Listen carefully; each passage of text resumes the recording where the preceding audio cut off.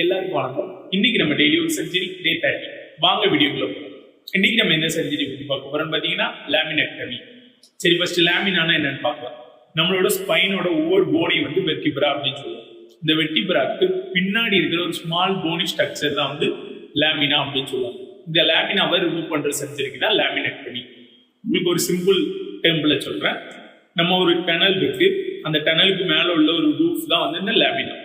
So அந்த டனலுக்குள்ள ஏதோ ஒரு பிரச்சனை ஆயிடுச்சு. அப்போ நம்ம என்ன பண்ணோம், அந்த ரூஃப் வந்து நம்ம ரிமூவ் பண்ணி ஆகணும்.